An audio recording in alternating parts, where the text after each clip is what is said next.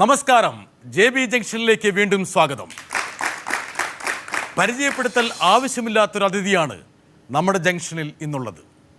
അഭിനയത്തിൻ്റെ അനന്യമായ സുവർണ മുഹൂർത്തങ്ങൾ സൃഷ്ടിച്ച മറ്റാരുമല്ല, നമ്മുടെ സ്വന്തം മനോജ് കെ ജയൻ. മനോജിനെ നമുക്ക് JB ജംഗ്ഷനിലേക്ക് സ്വാഗതം ചെയ്യാം.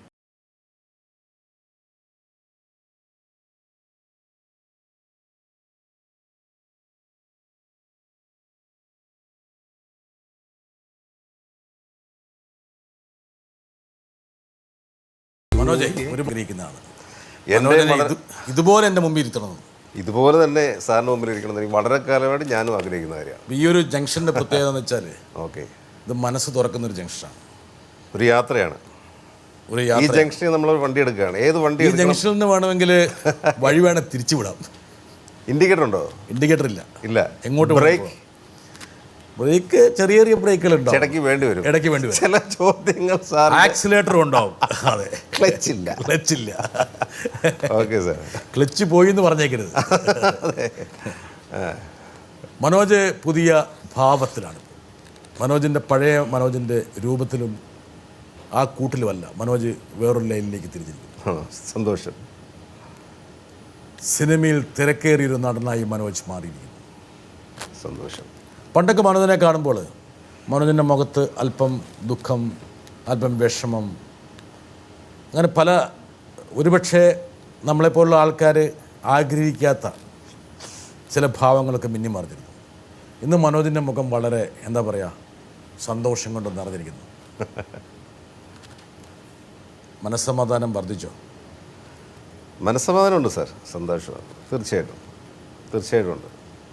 പഴയതിനേക്കാളിലൊക്കെ ഒരുപാട് നല്ല മനസ്സമാധാനമുണ്ട്, സന്തോഷമുണ്ട്. ഒന്ന് തിരിഞ്ഞു നോക്കുകയാണെങ്കിൽ നല്ലൊരു സംഗീതജ്ഞൻ്റെ മകനായിട്ടുള്ള മനോജ് കെ ജയൻ ഒരു ഗായക പാന്താവ്, വഴിത്താര വേണ്ടെന്ന് വെച്ചു. അതെൻ്റെ ഒരു വിവരക്കേടാന്ന് ഞാൻ പറയുള്ളൂ. കാരണം എൻ്റെ അക്കാലത്തെ ഒരു ബുദ്ധിയിൽ അത്രയൊക്കെ തോന്നിയുള്ളൂ. ശരിക്കും ഞാൻ സംഗീതം പഠിക്കേണ്ടതായിരുന്നു. ഞാൻ എൻ്റെ ഒരു മണ്ടത്തരം എന്ന് പറഞ്ഞാൽ ഞാൻ പറയാം. എനിക്ക് തോന്നുന്നത് അച്ഛനും കൊച്ചച്ഛനും സംഗീതക്കാർ. അച്ഛൻ്റെ ചേട്ടൻ നന്നായി പാടുന്ന ആളാണ്. എൻ്റെ ചേട്ടനപ്പോൾ RLV മ്യൂസിക് കോളേജിൽ തൃപ്പൂണിത്തുറ വന്ന് പഠിക്കുന്നു. എൻ്റെ അച്ഛൻ്റെ JV ജമാലിൽ വിജയൻ്റെ മകൻ ഇളയാൾ മഞ്ജുനാഥ്, അയാളും സംഗീതം പഠിക്കുന്നു. അപ്പോൾ ഞാൻ നോക്കിയപ്പോൾ ഞാനൊന്ന് മാറിക്കളിക്കാം. സംഗീതം, എല്ലാവരുടെ സംഗീതം, പിന്നെ ഭയങ്കര കോമ്പറ്റീഷനുള്ള ഫീൽഡാണ് സംഗീത ഫീൽഡും, അറിയാമല്ലോ. അപ്പം ഞാനൊന്ന് മാറിപ്പിടിക്കാം, അഭിനയ രംഗത്തേക്ക് മാറാം. അതിൻ്റെ ഇടയ്ക്ക് കൂടെ ആ സമയത്ത് എൻ്റെ കൂട്ടുകാരൊക്കെ എന്നെ ചുമ്മാ കളത്താൻ വേണ്ടി പറഞ്ഞായിരിക്കും, എടാ നീ സിനിമയിൽ വന്ന രക്ഷം കണ്ടു, നിൻ്റെ ഒരു പേഴ്സണാലിറ്റി, നിൻ്റെ സൈഡിൽ നിന്ന് നോക്കിയാൽ ഇന്നാട് കെട്ടുണ്ട്, ഒരു സൈഡിൽ നിന്ന് നോക്കിയാൽ ചിരഞ്ജീവിയാണ്. കോട്ടയത്താണല്ലോ സാർ, കോട്ടയത്താണല്ലോ, പറയേണ്ട ആവശ്യം.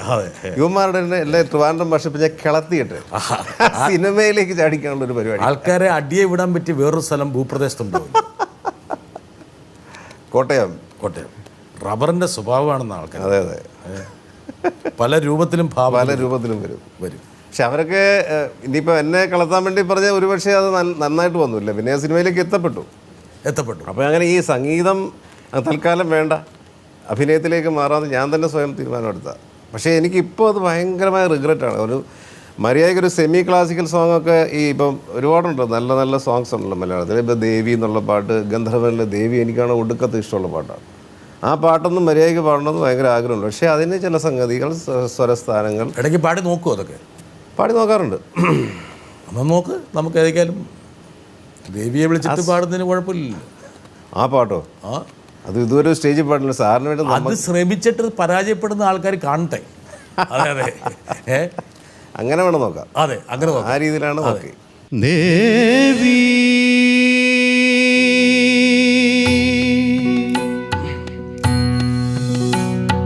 ദേവി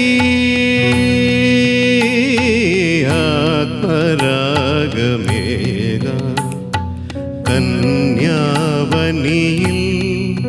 സുഖതം കളഗാനം പകരാനണയൂ ഗന്ധർവ വീണയാകൂ നീ ദേവി.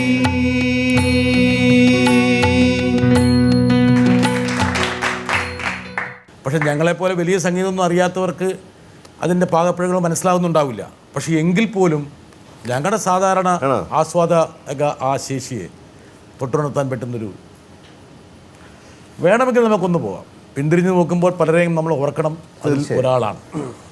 മനോജ് കെ ജയന് പാട്ടിൽ സംഗീതത്തിൽ നല്ല വാസനയാണ്. കാരണം നല്ല ശബ്ദം, നല്ല തിങ്സൊക്കെ വരുന്ന, അതായത് സംഗതീസൊക്കെ ധാരാളം വരുന്ന ഒരു കുട്ടിയാണ്. അങ്ങനെ സംഗീത വാസന ഒരാൾക്ക് കിട്ടുന്നത് വളരെ അപൂർവമാണ്. ഈ അപൂർവമായ ഈ സംഗീതം നമുക്ക് കിട്ടിയത് തന്നെ ഒരു പൂർവ്വജന്മ പുണ്യത്തിൻ്റെ ഒരു സംഗതി കൊണ്ടാണ്. അതുകൊണ്ട് ഈ കല ഏറ്റവും പരിപോഷിക്കുന്നതിന് മനോജ് എല്ലാ തരത്തിലുമുള്ള ഈ സംഗീത ശാഖകളിൽ പാടണമെന്നും എനിക്ക് താല്പര്യമുണ്ട്. അച്ഛൻ പറഞ്ഞത് കേൾക്കാത്ത ഒരു മകൻ്റെ ഒരവസ്ഥ. അല്ല, അച്ഛയ്ക്ക് ഭയങ്കര ആഗ്രഹമായിരുന്നു കേട്ടോ സംഗീതം. ഞാനിപ്പോൾ ഈ അടുത്ത സമയത്തൊക്കെ പലയിടത്തൊക്കെ പാടുമ്പം പുള്ളി ആഗ്രഹം കൂടിയെന്നാണ് പറയാം. നീ സംഗീതം പഠിക്കേണ്ടതായിരുന്നു, അതാണ് എന്നൊക്കെ പറഞ്ഞ് എന്നെ പറയാറുണ്ട്. പക്ഷേ അതൊക്കെ കേൾക്കുമ്പോൾ വീണ്ടും എനിക്ക് എൻ്റെ പല പരിപാടികളിലും മനോജിനെയൊക്കെ വിളിക്കണമെന്ന് ഞാൻ നമ്മുടെ ചാനൽ വേദികളിൽ പറയുമ്പോൾ ഞാൻ മനോജിൽ നിന്ന് നടനെയല്ലേ വിളിക്കണമെന്ന് ആഗ്രഹിക്കുന്നത്, മനോജിൽ നിന്നുള്ള ഗായകനെയാണ് വിളിക്കണമെന്ന് ആഗ്രഹിക്കുന്നത്. ഒരു ഗായകൻ്റെ ഒരു സൗരഭ്യവും ഒരു നടൻ്റെ ഗ്ലാമറും കൂടി ഒരുമിച്ച് സ്റ്റേജിലേക്ക് വരട്ടെ എന്നുള്ളതാണ് ഞങ്ങളെപ്പോലുള്ള ആൾക്കാർ ആഗ്രഹിക്കുന്നത്. സന്തോഷം. ആ ഒരു രഹസ്യം എനിക്കറിയില്ലായിരുന്നു. തീർച്ചയായിട്ടും മറ്റ് നടന്മാരിൽ നിന്ന് മനോജിനെ വേറിട്ട് നിർത്തുന്നത് ഈ സംഗീതത്തിൻ്റെ ഭാവമാണ്. സന്തോഷം സാർ. അതിൻ്റെ ഫുള്ള് ക്രെഡിറ്റ് അവിടെയാണ്. അദ്ദേഹത്തിൻ്റെ മകനായി ജനിച്ചതുകൊണ്ടാണ് എനിക്ക്. ഞാൻ യഥാർത്ഥത്തിൽ 10 ഗുണം 10 ഗുണം എന്നാ പറയണ്ടേ, 10 എത്തിയിട്ടില്ല. സാരി ഗാമപ്പ ഇരുന്ന് പഠിച്ചിട്ടില്ല. പക്ഷെ പലരും തെറ്റിദ്ധരിച്ചിട്ടുണ്ട്. ഇദ്ദേഹത്തിൻ്റെ മകനായതുകൊണ്ട് അത്യാവശ്യമൊക്കെ പഠിച്ച് കാണും, വീട്ടിലിരുന്ന് കുറച്ച് അങ്ങനെയൊക്കെ ചില തെറ്റിദ്ധാരണയുണ്ട്. ഒന്നും പഠിച്ചിട്ടില്ല. അതിൻ്റെ കുഴപ്പമാണ് ഒരുപാടുള്ളത്. ഈ പാടുമ്പോഴത്തേക്ക് ചില പ്രശ്നങ്ങളൊക്കെ വരുന്നത്. ഒരുപക്ഷെ അമ്മയാണ് മനോജിനെ വഴിതെറ്റിച്ചെന്ന് ആൾക്കാർ പറയുന്നുണ്ട്. ഇല്ല അമ്മ ഇന്നലെ റെഡിയായിരുന്നു. അന്ന് അമ്മ ഒരു സ്കൂൾ ടീച്ചറല്ലേ. അതെ, സ്കൂൾ ടീച്ചർ മകൻ്റെ ആഗ്രഹത്തിന് വല്ലാതെ വഴങ്ങിപ്പോയി. അങ്ങനെ മനോജിനെ ഒരു നടനാക്കണമെന്നുള്ളൊരു ആഗ്രഹം മനോജിന് ഉണ്ടെന്നുള്ളത് മനസ്സിലാക്കി അച്ഛൻ്റെ മുകളിൽ സമ്മർദ്ദം ചെലുത്തിയത് അമ്മയാണെന്ന് പറയും. അമ്മയിലൂടെയാണ് നമ്മൾ ചെറിയ ആഗ്രഹമൊക്കെ അന്ന് പ്രകടിപ്പിച്ച്. അമ്മയോട് ഞാൻ പറഞ്ഞു, ഇങ്ങനെ എനിക്കൊരാഗ്രഹമുണ്ട്. അപ്പോൾ എനിക്ക് സ്കൂളിലും കോളേജിലും ഒന്നും ഈ നാടകമോ ഏകാംഗ നാടകമോ മിമിക്രിയോ മോണോ ആക്ടോ ഇങ്ങനെ ഇതുമായിട്ട് ബന്ധപ്പെട്ട യാതൊരു കലാപരിപാടികളും എനിക്ക് ബന്ധമില്ല. അപ്പോൾ എങ്ങനെയൊരു ചവിട്ടുപടി വേണമല്ലോ, ഒരു പെട്ടെന്നങ്ങ് സിനിമയിൽ കയറാൻ പറ്റുമോ. അപ്പോൾ നോക്കുമ്പോൾ ഇങ്ങനെ ഒരു ഇൻസ്റ്റിറ്റ്യൂട്ടിൻ്റെ ഫിലിം ഇൻസ്റ്റിറ്റ്യൂട്ട് ട്രിവാൻഡ്രത്ത് തുടങ്ങുന്നു. അതിൽ തിക്കുറിശി ചേട്ടനാണ് പ്രിൻസിപ്പാളെന്ന് കണ്ടു. അങ്ങനെ അച്ഛനോട് അമ്മ ഒരു കത്തെഴുതിയല്ലേ അച്ഛൻ? കത്തെഴുതി റെക്കമെൻഡേഷൻ. ഇവനിങ്ങനെ ചെറിയ അഭിനയ ഇതൊക്കെ ഉണ്ട്, ആഗ്രഹങ്ങളൊക്കെ ഉണ്ട്. അപ്പോൾ അതൊന്ന് സാധിച്ചു കൊടുക്കുന്നത് ട്രിവാൻഡ്രത്ത് ഒരു ഇൻസ്റ്റിറ്റ്യൂട്ടാണ് തുറക്കുന്നത്, അവനെ വിടണമെന്ന് പറഞ്ഞു. അങ്ങനെ ഒരു തിരിച്ച് മദ്രാസിൽ എത്തിയപ്പോൾ എന്നെ തിക്കുറിശ്ശേൻ്റെ അടുത്ത് കൊണ്ടുപോയി. അവിടെ ചെന്ന് അദ്ദേഹത്തിൻ്റെ കാലത്തൊട്ട് വന്നിച്ച് പരിപാടി തുടങ്ങുകയും ചെയ്തു. സാധാരണ സംഗീതജ്ഞന്മാർക്കെല്ലാം നല്ല കാർക്കശ്യ ഭാവമുള്ളത്, ഇന്നത് ചെയ്യാൻ പാടുള്ളൂ, ഇങ്ങനെ തന്നെ ആയിരിക്കണം. പക്ഷേ മനോജിൻ്റെ അച്ഛൻ അത്രത്തോളം ഒരു കാർക്കശ്യ ഭാവം പുലർത്തിയില്ല. ആയിക്കോട്ടെ, നടനെങ്കിൽ നടൻ. ഇല്ല, ഇപ്പം കാണുന്ന ആളല്ല. ഇപ്പം കാണുന്ന ഈ സീരിയസ്നെസ് ഒന്നും ഇല്ല. പുള്ളി വളരെ ജോവിയലായിട്ടുള്ള, വളരെ കാഷ്വലാണ്. പുള്ളിയുടെ ജീവിത രീതിയൊക്കെ അങ്ങനെയാണ്. പക്ഷേ അതുകൊണ്ട് അങ്ങനെ ഒരു ഇനി സംഗീതം പഠിച്ചേ പറ്റൂ, അങ്ങനെ വഴക്ക് പറച്ചിൽ, അടി ബഹളം അങ്ങനെയൊന്നുമില്ല. നമ്മുടെ ഇഷ്ടത്തിന് വിടുക. എന്തായാലും വേറൊരു രീതിയിൽ പോവില്ല. രാവിലെ എഴുന്നേപ്പിച്ച് സാധനം ചെയ്യിക്കാനൊന്നും പുള്ളി ശ്രമിച്ചിട്ടില്ല. ഇല്ല, ഞാൻ പറഞ്ഞില്ല, സംഗീതമേ ഇരുന്നിട്ടില്ലല്ലോ. സരിഗമപ്പായ്ക്ക് പോലും ഇരുന്നിട്ടില്ലല്ലോ. അതൊരു അത്ഭുതമാണ്. എന്താ വെച്ചാൽ ഇതുപോലൊരു അച്ഛനെ കിട്ടിയിട്ട് ഒരു സാരി ഗാമ ഒന്നും പറയാതെ കൂടെ സ്വന്തം ജ്യേഷ്ഠൻ സംഗീതം പഠിക്കുകയല്ലേ. അപ്പം ഞാനും കൂടെ ഇറങ്ങണ്ട, നമ്മൾ വേറൊരു ലൈനിൽ പിടിക്കാം എന്ന് കരുതി. മനോജിനൊരു ഒറ്റയാൻ്റെ സ്വഭാവമുണ്ടോ? ഒറ്റയാനല്ല, അത് ജന്മനാനുള്ള ശീലമാണ്. സിനിമയിൽ വന്നിട്ടുണ്ടാക്കിയതും അങ്ങനത്തെ ഉള്ള ശീലമൊന്നുമല്ല. ഇച്ചിരി ഇൻട്രോവേർട്ടാണ് കൊച്ചിലെ മുതൽ. ഒതുങ്ങിപ്പോവുക, നമ്മളായിട്ട് ആർക്കും ഒരു ഉപദ്രവം ഉണ്ടാകരുത്, ഇങ്ങനെയൊക്കെയുള്ള ചില ആറ്റിറ്റ്യൂഡുള്ള ആളാണ്. ഒരു വാക്ക് പറഞ്ഞാൽ അതിപ്പോൾ പറയണോ, പറഞ്ഞാൽ അയാൾക്ക് ഫീൽ ചെയ്യുമല്ലോ, വേണ്ട എന്നൊരു വിട്ടുകളയും. അത്രയധികം മൈന്യൂട്ടായിട്ട് പോകുന്ന ഒരാളാണ് ഞാൻ.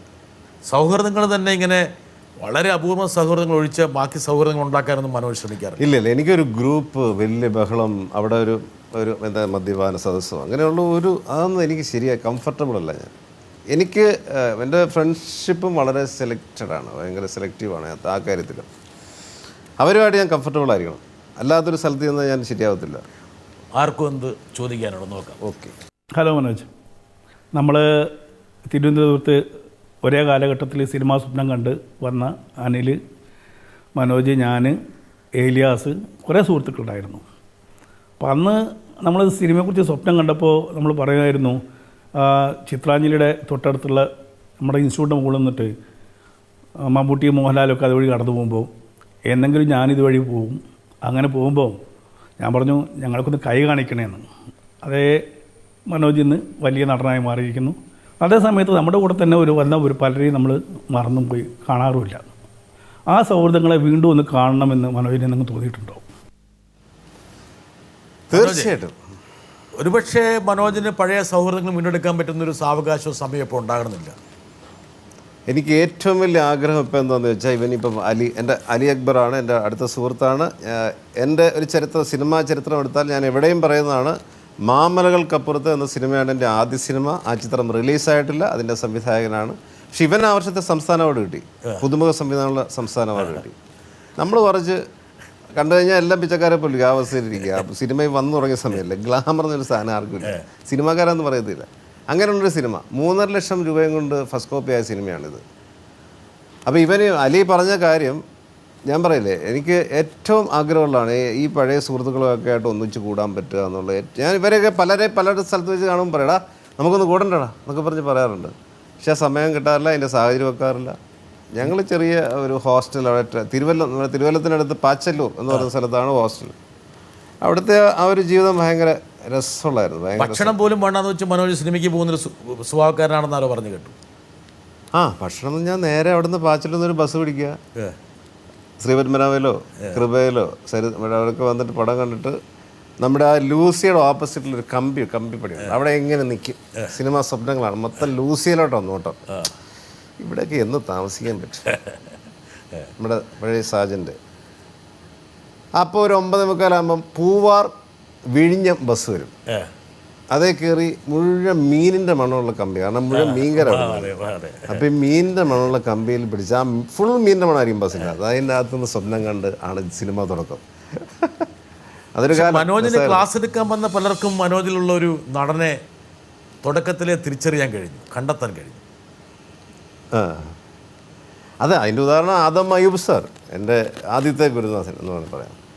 അയ്യൂബ് സാറ്, ഞാൻ സത്യം പറഞ്ഞാൽ എനിക്കിത് ഇവിടെ കണ്ടു, ഇവിടെ ഒരു സർജറി നടന്നു ഇൻസ്റ്റിറ്റ്യൂട്ടിൽ പഠിക്കുമ്പോൾ തന്നെ. അപ്പോൾ ഈ ഡിപ്ലോമ കോഴ്സും പരീക്ഷയൊന്നും ഞാൻ എഴുതാൻ നിന്നില്ല. ഒരു 4 മാസം മുമ്പ് ഞാൻ അവിടെ നിന്ന് പോന്നു. എനിക്ക് വിഷമമുണ്ട്, ഇത്രയും പഠിച്ചിട്ട് പരീക്ഷ എഴുതാൻ പറ്റിയില്ലല്ലോ. ഞാൻ വന്ന് ഈ സർജറി ഒക്കെ കഴിഞ്ഞ് വീട്ടിൽ ഇരിക്കുമ്പം അയ്യൂബ് സാറിനെ വിളിക്കുന്നു. മനോജ് ഇവിടെ റാങ്ക് ഹോൾഡർ നാസറാണ്, ഡോക്ടർ നാസറാണ് ഫസ്റ്റ് റാങ്ക് ഹോൾഡർ.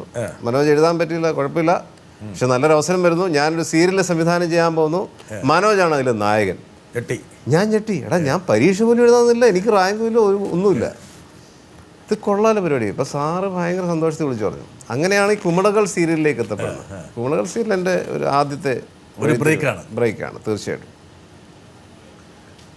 ആദം അയ്യൂബിന് എന്തോ പറയാനുണ്ട്? ശരി സാർ. മനോജ് ആദ്യമായിട്ട് ക്യാമറയെ അഭിമുഖീകരിച്ചത് കുമളകൾ എന്ന സീരിയലിന് വേണ്ടിയല്ല. ആ കാലത്ത് തിരുവനന്തപുരം ദൂരദർശനിൽ പ്രതിമാസ ഹിന്ദി പരിപാടി ഉണ്ടായിരുന്നു, ദർപ്പൺ എന്ന പേരിൽ. ഞാൻ ആ പരിപാടിയുടെ അവതാരകനായിരുന്നു അന്ന്. ആ പരിപാടിയിൽ ഒരു ഹിന്ദി ദേശഭക്തി ഗാനം ആലപിക്കാൻ വേണ്ടിയാണ് മനോജിനെ ഞാൻ ആദ്യമായിട്ട് ദൂരദർശനിൽ കൊണ്ടുപോവുകയും അന്നാണ് മനോജ് ആദ്യമായിട്ട് ടെലിവിഷൻ ക്യാമറയെ അഭിമുഖീകരിക്കുകയും ചെയ്തത്. അതിനുശേഷമാണ് പിന്നെ സീരിയലിലൊക്കെ ഉണ്ടായത്. മനോജിനേക്കാളും മനോജിൻ്റെ കാര്യം നിശ്ചയം ഇവനെ അല്ല, ഇത് ഞാൻ അഭിനയരംഗം പറഞ്ഞു. അഭിനയമല്ല, ഇത് പാടാൻ വേണ്ടി വിളിച്ച. അന്ന് ഞങ്ങൾ ഇൻസ്റ്റിറ്റ്യൂട്ടിൽ അത്യാവശ്യം പാടുന്ന ഒരു ഇമേജ് എനിക്കുണ്ട്. അപ്പോൾ സാർ ഈ പറഞ്ഞ പോലെ ഏതോ സ്വാതന്ത്ര്യദിനത്തിന് വേദനാന്ന് തോന്നുന്നു. ദേശഭക്തിഗാനമാണെന്ന് മനോജ് പാടിയത് എനിക്ക് ലൈൻ ഓർമ്മയില്ല. ട്യൂണിങ്ങിന്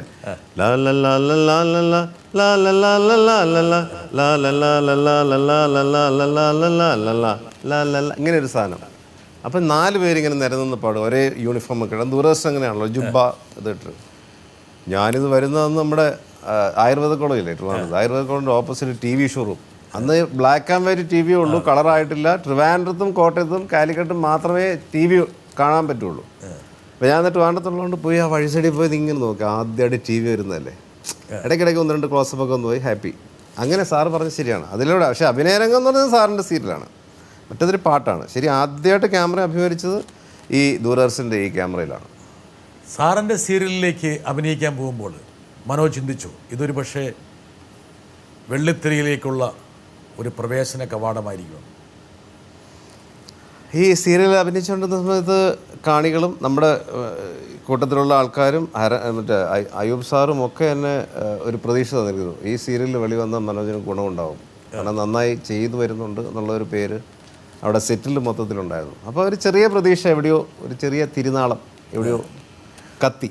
അന്നത്തെ ആ സീരിയലിൻ്റെ ദൃശ്യങ്ങളൊക്കെ ഇപ്പം മനോജിന് കാണാൻ പറ്റുമോ? ഉണ്ടോ? താങ്ങാൻ പറ്റുമോ അത് കാണുമ്പോൾ? ഒരു രക്ഷയില്ല. ഒരിക്കലും കാണണമെന്ന് ഭയങ്കര ആഗ്രഹമുണ്ട്. ഒരിക്കലും ഭാര്യയൊന്നും കാണിച്ചേക്കരുത്. ഒരിക്കലും കണ്ടാ ഇന്ന് ഡിവോഴ്സ് ആകുമോ? ഇല്ല, എനിക്ക് ഏറ്റവും ഇഷ്ടം ഇപ്പോൾ അത് കാണാനാണ്. എൻ്റെ ഏറ്റവും നല്ല സർഗമോ അല്ലെങ്കിൽ പഴശ്ശിരാജയെ കാണുന്നതിനേക്കാൾ ഇപ്പോൾ കാണാൻ എനിക്കിഷ്ടം കുമളകൾ സീരിയൽ തന്നെയാണ്. മനോജിൻ്റെ സിനിമാ മോഹം വളരുകയായിരുന്നു. ഒരുപക്ഷെ മനോജിനെക്കുറിച്ച് ആൾക്കാർ പറഞ്ഞു വെച്ചാൽ മറ്റ് പല നടന്മാരെക്കാളും കുറച്ചും കൂടി കാൽക്കുലേഷൻ ഉള്ള നടനാണ് മനോജ് എന്ന് പറയും. കണക്കുകൂട്ടലുകളിൽ അത്ര മോശക്കാരനാണ്. കണക്കൂട്ടൽ തെറ്റിട്ടാതെ വരുമ്പോൾ വിധിയെ പഴിക്കുമെങ്കിൽ പോലും കണക്ക് കൂട്ടുന്നതിൽ കണക്ക് കൂട്ടാൻ മോശക്കാരനല്ല മനോജ്. ശരിയായിരിക്കും. ഇപ്പം ഞാനൊരു 1.5 മാസമായിട്ട് ശരിക്കും പറഞ്ഞാൽ അധികം വർക്ക് എടുക്കാതിരിക്കുക. കാരണം എന്താണെന്ന് വെച്ചാൽ ഇനി വരുന്ന സിനിമകൾ ഒക്കെ ഒന്ന് ശ്രദ്ധിച്ചു പോകണം. ഒരുപാട് ഒരാഴ്ചയിൽ 4-5 കഥ ഞാൻ കേൾക്കാറുണ്ട്, പക്ഷെ ഒന്നും കമ്മിറ്റ് ചെയ്യാറില്ല. എന്തെങ്കിലും നമുക്ക് ചെയ്യാൻ വേണ്ട, ഒരു സിനിമ ചെയ്യുമ്പോൾ എന്തെങ്കിലും നമുക്ക് അതിന് ക്രിയേറ്റീവായിട്ട് എന്തെങ്കിലും ചെയ്യാൻ വേണമെന്നുള്ളൊരു ഇതിലാണ്. ആദ്യം മമ്മൂട്ടിയെ പരിചയപ്പെടാൻ പോയില്ലേ? ഇല്ല, മമ്മൂക്കെ പരിചയപ്പെട്ട രസമാണ്. ഈ പറഞ്ഞ ഈ അലിയുടെ പടമില്ലേ, മാമനകളൊക്കെ പറഞ്ഞത്, ഇതിൻ്റെ ഡബ്ബിങ് ചിത്രാഞ്ജലി സ്റ്റുഡിയോ നടക്കുമ്പോൾ, ഇറങ്ങാത്ത പടത്തിൻ്റെ ഡബ്ബിങ് നടക്കുമ്പോൾ അടൂർ സാറിൻ്റെ മതിലുകൾ മമ്മൂക്ക അകത്ത് ഡബ് ചെയ്തുകൊണ്ടിരിക്കുക. അപ്പം മമ്മൂക്ക ഇറങ്ങിയിട്ട് വേണം ഞങ്ങൾ ഈ അത്തപ്പാടികൾ അകത്തോട്ട് കയറാൻ. ഞങ്ങളിങ്ങനെ വെളിയിൽ അഭയാർത്ഥികൾ നിൽക്കുന്നവർ നിൽക്കുകയാണ് എല്ലാവരും. അപ്പം മമ്മൂക്ക ഇടവേളയിൽ എപ്പോഴും വന്ന് അവിടെ സീറ്റിലിരുന്നിട്ട് ഒരു ബീഡിയൊക്കെ വലിച്ച് ഇങ്ങനെയൊക്കെ ഞങ്ങളൊരു 7-8 പേരോടെ ഇങ്ങനെ നേരെ ഫ്രണ്ടിൽ നിൽപ്പുണ്ട്. ഞങ്ങൾക്ക് ആഗ്രഹം കൊണ്ട് നിൽക്കാൻ പറ്റുമോ, ഒന്ന് പരിചയപ്പെടായിരുന്നു പറഞ്ഞു. അപ്പോൾ സീരിയൽ ഓൾറെഡി വന്നു തുടങ്ങി. പുള്ളി ഇങ്ങനെ ഇങ്ങനെ അപ്പം ഞാൻ നിങ്ങൾ അടുത്ത് വന്നു, നിങ്ങൾ ആ കുമളകൾ സീരിയൽ വരുന്ന ആളല്ലേ? ഇദ്ദേഹം അത് അന്ന് കണ്ടിരിക്കുന്നു. അപ്പം മമ്മൂക്കയുടെ കാൽക്കുലേഷൻ, മമ്മൂക്ക ആരാന്ന് ആലോചിച്ച് നോക്കി. ഈ കുഞ്ഞു സീരിയൽ മമ്മൂക്ക അന്ന് ശ്രദ്ധിച്ചിരിക്കുന്നു. ആരാണ് മുതലേ? ഞാൻ പറഞ്ഞു അതെ സാർ, ഞാൻ ഞെട്ടിപ്പോയി. മമ്മൂട്ടി ഇതൊക്കെ കാണുമോ? അതെ സാർ, അത് കൊള്ളാം കേട്ടോ, നിങ്ങൾ കൊള്ളാം, നന്നായിട്ടുണ്ടോ അതിൽ, ഞാനത് ശ്രദ്ധിക്കാറുണ്ട്. ആദ്യത്തെ അവാർഡാണ് മമ്മൂക്കയെ പോലുള്ള ആക്ടർ ഇങ്ങനെ എന്നെ ആ സീരിയൽ കണ്ടിട്ട് ബെസ്റ്റ് എന്ന് പറഞ്ഞത്.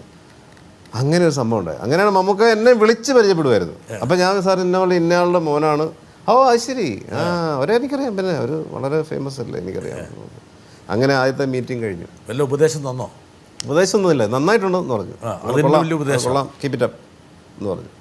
അതൊരു ഭയങ്കര അംഗീകാരമായിപ്പോയി. ഇതൊക്കെ പിന്നീട് മമ്മൂട്ടിയോട് സംസാരിക്കുമ്പോൾ ഇതൊക്കെ പറയാറുണ്ടോ? ഞാൻ പറഞ്ഞു പോയിട്ടുണ്ട്. പുള്ളി പിന്നെ അത്ര കാര്യമായിട്ട് നിർത്താറില്ല, പുള്ളി അത് കഷ്ടമായിട്ടുള്ളൂ. ഓ ശരി, അങ്ങനെയാണ്. അങ്ങനെ കറക്റ്റ്. മനോജിന് മിമിക്രി വശമുണ്ടോ? ഇപ്പോൾ പറഞ്ഞപ്പോൾ മമ്മൂക്ക പറയണ പോലെ തന്നെയാണ്. ഒരു കാരിക്കേച്ചർ പോലൊക്കെ ഇങ്ങനെ പറഞ്ഞു പോകുന്നല്ല, പക്കായിട്ട് ചെയ്യാൻ പറ്റില്ല. ബ്രേക്ക് പെരുന്തച്ഛനാണ് സിനിമയിലെ ഫസ്റ്റ് ബ്രേക്ക്. സന്തോഷ് ശിവന്റെ ക്യാമറയ്ക്ക് മുമ്പിൽ മനോജ് കെ ജയൻ തിമിർത്തഭിനയിക്കുന്നു. Thank you. മനോജ് എനിക്ക് തോന്നുന്നൊരു നടൻ നിലയിൽ കോൺഫിഡൻസ് കിട്ടിയത് ഈ പെരുന്തച്ഛനിലൂടെയാണ്. പെരുന്തച്ഛനിൽ അവിടെ ചെല്ലുമ്പോഴൊന്നും ഞാൻ ആ സിനിമയിൽ ഉണ്ടാവുന്നത് യാതൊരു ഊഹമില്ല. ഭാവചിത്ര ജയകുമാർ എന്നെ ഫോണിൽ വിളിക്കുന്നു, മനോജ് നിങ്ങളെ എനിക്ക് പരിചയമില്ല, അപ്പം ഞാൻ കോട്ടയത്താണ്, നിങ്ങൾ എൻ്റെ സിനിമ നടക്കുന്നു ഇവിടെ, പെരുന്തച്ഛൻ എന്നാണ് സിനിമയുടെ പേര്, MT സാറിൻ്റെ സ്ക്രിപ്റ്റാണ്. അപ്പോഴേ ഞെട്ടി. അപ്പം ഞാനത് ഈ പറഞ്ഞാൽ ഒരു ചെറിയ 2 മറുപുറം അനന്തവൃത്താണ്, ഈ 2 സിനിമകൾ കുഞ്ഞു വേഷം ചെയ്തിരിക്കുക. അപ്പം നിങ്ങളെക്കുറിച്ച് ഈ കുമളകൾ സീരിയലിലാരൊക്കെ കണ്ട് നിങ്ങളെക്കുറിച്ച് റെക്കമെൻഡ് ചെയ്തു, നിങ്ങളെ ഒന്ന് പരീക്ഷിച്ച് നോക്കൂ. വേറെ ഒന്നുമല്ല, ഇവിടെ അശോകനെ ഇടണമെന്നോ നാനാ പടേക്കർ വരെ ചെയ്യേണ്ട ഒരു ക്യാരക്ടറാണ്. MT സാർ അതാണ് ഇൻസിസ്റ്റ് ചെയ്തിരിക്കുന്നത്. അപ്പം നിങ്ങളെ ഒന്ന് ട്രൈ ചെയ്ത് നോക്കാൻ 1-2 പേര് പറഞ്ഞു, അയാൾ കൊള്ളാം തോന്നുന്നു. ഇങ്ങനെ വിളിക്കുകയാണ്. അപ്പോൾ എന്തെങ്കിലും ഗ്യാരണ്ടി ഉണ്ടോ? നാനാ പടേക്കർ ചെയ്യാനിരിക്കുന്ന സാധനമാണ്. പിന്നെ അശോകനും, മലയാളത്തിൽ നിന്ന് അശോകനും. അപ്പം ഞാൻ പറഞ്ഞു സാർ ഞാൻ വരാം സാർ, എവിടെ വരണ്ടേ? മാംഗ്ലൂർ വരൂ, പെട്ടെന്ന് വരൂ. ട്രെയിൻ കയറി ഞാൻ വീട്ടിൽ പറഞ്ഞു, ആരോടും പറയരുത് ഞാൻ ഇങ്ങനെ ഒരു പടത്തിന് പോവാണ്, കാരണം പോയിട്ട് തിരിച്ചു വന്ന പ്രശ്നമല്ലേ. ഈ അവസ്ഥയിലാണ് പോകുന്നത്. അവിടെ ചെന്നപ്പോഴത്തേക്കും 3 ദിവസം വെയിറ്റ് ചെയ്തു. MT സാർ വരണം, MT സാർ വരാതെ ഈ ക്യാരക്ടർ ഫിക്സ്, കാരണം എത്ര ഇമ്പോർട്ടൻറ്റ് ക്യാരക്ടറാണ്. സാറ് വന്നാലേ ഫിക്സ് ചെയ്യാൻ പറ്റുള്ളൂ. സാറാണ് വന്നിട്ടുമില്ല. ഞാൻ 3 ദിവസം അവിടെ കഴിഞ്ഞു. അപ്പം മോനിഷ അവരൊക്കെ എല്ലാവരും ഉണ്ട്. രാവിലെ അവർ ഷൂട്ടിങ്ങിന് ഞാനിങ്ങനെ റൂമിൽ കുത്തിയിരിക്കുക. 3-ന് അന്ന് MT സാർ വരുന്നില്ല. ആ ക്യാരക്ടർ അതിൻ്റെ സീൻ നാളെ തുടങ്ങുകയും വേണം. സാറ് പതിയെ എത്തിക്കോളും, നിങ്ങളങ്ങ് സെലക്ട് ചെയ്തോ എന്നുള്ളൊരു സാറ് പറഞ്ഞെന്ന്. അപ്പോൾ വൈകുന്നേരം ആയപ്പോഴത്തേക്കും നമ്മുടെ നെടുമുടി വേണുചേട്ടനും അസോസിയേറ്റ് ഡയറക്ടർ ഉണ്ണിനാരായണനും ഡയറക്ടർ അജയനും ഇവിടെ ഒരു റൂമിൽ ഇരുന്നിട്ട് എന്നെ അങ്ങോട്ട് വിളിപ്പിക്കുന്നു. ഇതിലെ ഞാൻ ചെയ്യേണ്ട ഒരു സീൻ, ഞാൻ ചെയ്യുകയാണെങ്കിൽ ഞാൻ ചെയ്യേണ്ട ഒരു സീൻ വേണുവേട്ടൻ ഞാനുള്ള കോമ്പിനേഷൻ അതവിടെ ആ റൂമിൽ അവതരിപ്പിക്കാൻ പറയുന്നു, ചെയ്യാൻ പറയുന്നു. ഇവർക്കങ്ങ് ഇഷ്ടപ്പെട്ടു ചെയ്ത വഴിക്ക്. അപ്പോൾ ഇവർ തമ്മിൽ ചെറിയ പിറുപിറുപ്പും കാര്യങ്ങളൊക്കെ. അപ്പോൾ എനിക്ക് മനസ്സിലായി സംഭവം കയറി പറ്റുമോ, ക്ലച്ച് പിടിച്ചോ സംഭവം പറഞ്ഞ പോലെ തന്നെ.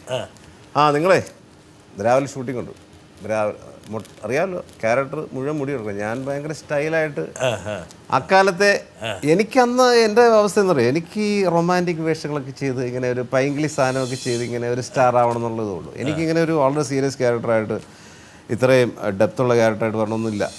അപ്പം മുട്ടയടിച്ചോളാൻ പറയുന്നു. ഞാൻ താഴെ പോയി മുട്ടയടിച്ച് മാംഗ്ലൂർ ആ കുന്താപുരം എന്ന് പറയുന്ന ഒരു സ്ഥലത്തെ ബാർബർ ഷോപ്പിരുന്ന് ഞാൻ തകർന്നു മാനസികമായിട്ട്. ഇത്രയും നല്ല മുടി മുഴുവൻ വടിച്ചിറക്കല്ലേ. നേരെ ചെന്നു. മോനീഷയൊക്കെ അതുവരെ കണ്ടുകൊണ്ടിരുന്ന എന്നെ മനസ്സിലാവുന്നില്ല. തലേദിവസം വരെ കണ്ടിരുന്ന ഈ മുടിയൊക്കെ പോയ ആളെ. അപ്പം ഞാൻ എന്നെ ആളാണ്, ഇന്നലെ കണ്ടില്ല. നിങ്ങൾ ക്യാരക്ടർ ഓക്കെ കിട്ടിയോ? ഞാൻ കിട്ടി, നാളെ മുതൽ ഷൂട്ടിങ്ങാന്ന് പറഞ്ഞു. പിന്നെ അവരൊക്കെ ആയിട്ട് വളരെ ക്ലോസ് ആയി. പിറ്റേ ദിവസം രാവിലെ ഷൂട്ടിങ്. അവിടെ മറ്റേ ഒരു ഭൂമി നോക്കാൻ വരുന്ന ഭൂമി പൂജ എടുക്കുന്ന സീനാണ്. അപ്പോൾ അവിടെ ഞാനിങ്ങനെ അഭിനയിച്ചുകൊണ്ടിരിക്കുമ്പോൾ ഇങ്ങനെ നോക്കുമ്പോൾ MT സാർ അവിടെ ഇരിക്കുന്നു. അവിടെ മാറിയിരിക്കുക, വീഡിയോയൊക്കെ പിടിച്ച് ഇങ്ങനെ ഇട്ടുണ്ട്. അപ്പം എനിക്കുള്ള കോൺഫിഡൻസോടെ പോകുന്നുണ്ടോ എന്ന് സംശയം. കാരണം സാറിന് മുമ്പ് അഭിനയിക്കില്ല, ആദ്യത്തെ സീനുമാണ്. ഇതെങ്ങാനും കുഴപ്പമായി അന്ന് പറഞ്ഞു വിടുകയും ചെയ്യും. അങ്ങനെ ഈ സീൻ കഴിഞ്ഞു. സാറ് എന്നെ മാറ്റി നിർത്തി പറഞ്ഞു, ഇത് നല്ലൊരു ക്യാരക്ടറാണ്, വളരെ സൂക്ഷിച്ച് ഞാനിന്ന് തിരിച്ചു പോവാണ്, ഞാനൊരു 4-5 ദിവസം കഴിഞ്ഞ് വീണ്ടും വരും, നന്നായി ചെയ്യുക, ഓൾ ദി ബെസ്റ്റ്, ഒരു അനുഗ്രഹമൊക്കെ തന്നു. സാറിന് ഇഷ്ടപ്പെട്ടു എന്ന് മനസ്സിലായി. അങ്ങനെയാണ് സിനിമ ചെയ്ത് തീർത്തത്.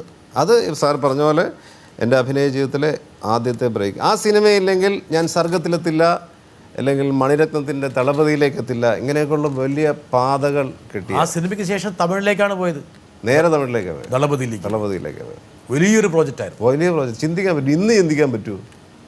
ഇന്ന് എനിക്ക് ഇവിടെ നിന്ന് ചിന്തിക്കാൻ പറ്റുമോ? എനിക്ക് മണിരത്നൻ്റെ സിനിമയിൽ അഭിനയിക്കാൻ ചിന്തിക്കാൻ പറ്റില്ല. അപ്പം പിന്നെ അന്ന് അതൊരു ഭാഗ്യം, എൻ്റെ അച്ഛനമ്മമാരുടെ അനുഗ്രഹം, ദൈവാധീനം ഒക്കെയാണെന്ന് ഞാൻ വിശ്വസിക്കുകയാണ്. മനോജ്, കോട്ടയംകാരൊക്കെ എന്തായാലും പറഞ്ഞപ്പോൾ മനോജിനെ കുറിച്ച് മനോജ് അപ്പോഴേക്കും അവന്മാരൊക്കെ ഞെട്ടി. ചുമ്മാ സാധാരണ രീതിയിൽ വലിക്കുന്നവന്മാരവന്മാര്, പക്ഷെ ഇതിങ്ങനെ ക്ലച്ച് പിടിച്ചു പറഞ്ഞപ്പോൾ ഇവരൊന്നും പ്രതീക്ഷിച്ചിരുന്നേ. ഒന്നാമത് ഞാൻ അവിടെ ഒരു പബ്ലിക് സ്റ്റേജിലോ സ്കൂളിലോ ഒന്നും ഒരു പെർഫോമൻസും ഒന്നിനും പോകാത്തൊരു കോട്ടയംകാര് അവനെ പോകാൻ പറ പേയല്ലേ അവൻ എന്നല്ലേ പറയാ, അങ്ങനല്ലേ പറയാ കോട്ടയംകാര്. ഗ്ലാസ് താത്തിട്ട് പോയാൽ അവൻ്റെ പോക്ക് കണ്ട് ഇവർ രോഗം മുഴുവൻ കാണിച്ചുകൊണ്ട് നടക്കുകയാണ് പുതിയ വണ്ടി മേടിച്ചെന്നുള്ളത്. ഇനി ഗ്ലാസ് കയറ്റിട്ട് പോയാൽ ഇവനൊക്കെ ഒന്ന് ഗ്ലാസ് കാത്തിട്ടൂടെ? ഇത് എന്ത് വിഴുങ്ങോ? ആരും പിടിച്ച് വിഴുങ്ങോ? ഒന്നും വയ്യ. അതുകൊണ്ട് ക്ലാസ് ഉണ്ടാക്കാറില്ല, പൊക്കാറുമില്ല. കോട്ടയത്ത് പോകും, ഭയങ്കര ഇഷ്ടമാണ്. എൻ്റെ കൂട്ടുകാരൊക്കെ വളരെ. അപ്പോൾ ആ ഒരു കോട്ടയത്ത് നിന്ന് മനോജ് ക്ലച്ച് പിടിക്കുമ്പോൾ ആ പഴയ കോട്ടയം കമ്പനിയൊക്കെ ഞെട്ടിട്ടുണ്ടാവും. എല്ലാം ഞെട്ടിയത് അവർക്കും ഒരു ഐഡിയ കൊടുത്തിട്ട് ഇവനെങ്ങനെ ഇങ്ങനെ അഭിനയിക്കുന്നു, എന്തെങ്കിലും ഒന്ന് കാണണ്ടേ, നേരത്തെ എന്തെങ്കിലും ഒന്ന് കാണണ്ടേ, ഇവനിൽ നിന്ന് എന്തെങ്കിലും ഒരു സംഭവം പ്രതീക്ഷിക്കണ്ടേ? അങ്ങനെ ഒന്നും കണ്ടിട്ടില്ല അവർ. അതുവരെ മനോജിനെ അവർ കണ്ടിരുന്നത് അവിടെ എന്തോ മറ്റേ ചില്ലറ ഗാനമേളയും പരിപാടിയൊക്കെ ആയിട്ട് നടക്കുന്ന ഒരാളായിട്ടില്ലേ? ഒരൊറ്റ ഗാനമേ നടത്തിയുള്ളൂ, അതോടെ പണി നിർത്തി. അത് പുതുപ്പള്ളിയിൽ നിന്ന് അടി കിട്ടിയോ? അടി കിട്ടിയില്ല, എൻ്റെ കൂടെ വന്ന അടി കിട്ടിയ ഉമ്മൻചാണ്ടി സാർ എന്തായാലും ഇത് കേൾക്കണ്ടേക്കാലും.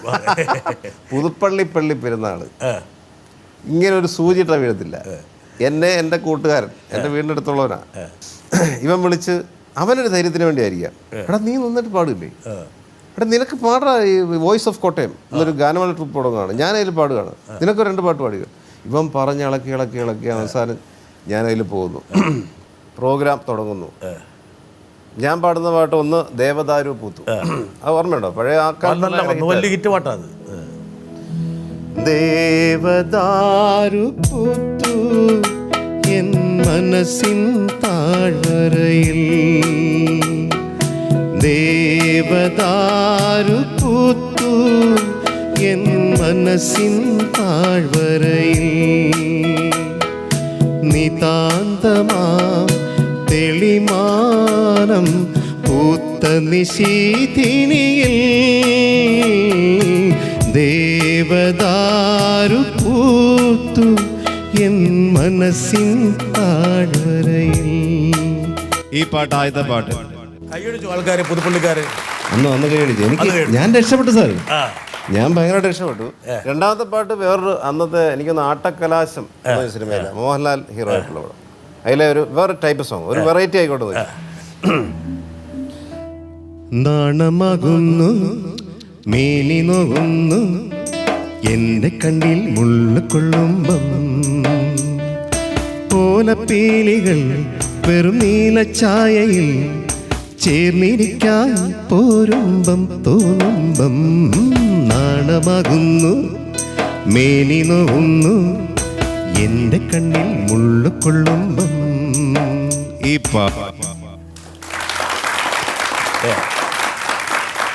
ഇത് രണ്ടും ഞാൻ പാടിക്കഴിഞ്ഞു. ഇവന്റെ ഊഴമായി, ഇവൻ കേറുന്നു. ഇവനപ്പം അന്നത്തെ അവന്റെ നമ്പർ എന്താണ്? അവന്റെ നമ്പർ അതിനേക്കാൾ ഭീകര നമ്പരാ. അന്ന് മമ്മൂക്ക പാടി അഭിനയിച്ച പാട്ടാണ്. ഏതറിയോ?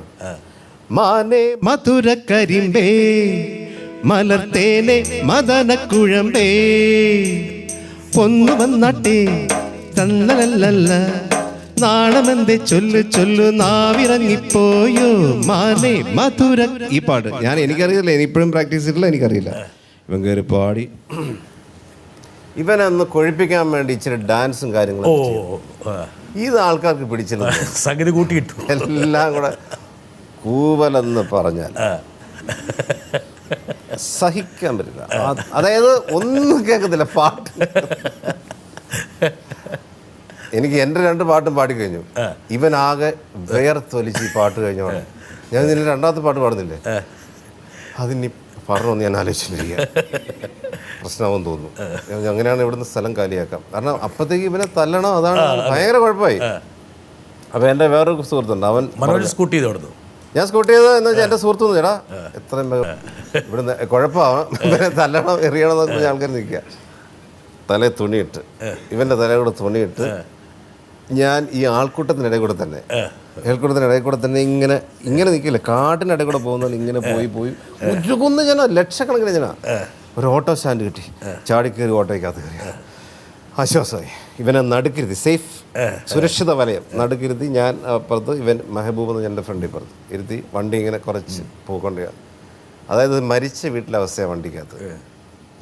ഓട്ടോക്കാരനോട് ചുമ്മാ ഒരു അഭിപ്രായം ചോദിക്കാം, ഗാനമേള എങ്ങനെയുണ്ട് ചേട്ടാ? ഒരു കാര്യമില്ല, നമുക്ക് ഒരു കാര്യമില്ല, അഭിപ്രായം ചോദിക്കേണ്ട ആവശ്യമില്ല. ചേട്ടാ ഗാനമേള എങ്ങനെയുണ്ട്? ഗാനമേള കൊള്ളാം, പക്ഷെ ഒരു ഡാഷ് മോൻ പാടി. അപ്പോഴത്തേക്ക് ഇവന് നല്ലൊരു നോട്ടം, എല്ലാ കാര്യമുണ്ടോ ഇപ്പം ഇത് ചോദിക്കണ്ടേ? ഒരു 4 തെറി പുള്ളി. അവനെ എൻ്റെ കൈ കിട്ടിയാൽ, അവൻ കൂച്ചിക്കെട്ടി തെറി പറയും. അവനെ എൻ്റെ കൈ കിട്ടിയാൽ അവനെ ശരിയാക്കും. സമാധാനമായി. അങ്ങനെ ആ ട്രിപ്പ് അവിടെ ഗാനമേള ജീവിതത്തിൽ വന്ന് നടത്തി. ഈ പറഞ്ഞ പെരുന്തച്ഛനൊക്കെ കഴിഞ്ഞു. അപ്പം വീണ്ടും മനോജിനെക്കുറിച്ച് സിനിമാ ലോകം ചർച്ച ചെയ്യുന്നു, ആസ്വാദകർ ചർച്ച ചെയ്യുന്നു. മനോജ് യഥാർത്ഥത്തിൽ ഉരുത്തിരിക്കുകയായിരുന്നു. മനോജിൻ്റെ തുടക്കമായിരുന്നു, വളരെ തുടക്കം. എല്ലാവർക്കും ഒന്നുകിൽ പേടി, അല്ലെങ്കിൽ പരിഹാസം. അത് രണ്ടുമല്ലാതെ ഇത്തിരി സ്നേഹം, അത്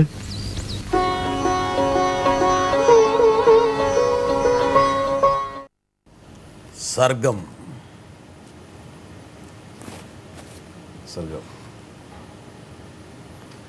ഹരിഹരൻ എങ്ങനെയാണ് ഈ നടനെ കണ്ടെത്തിയത്?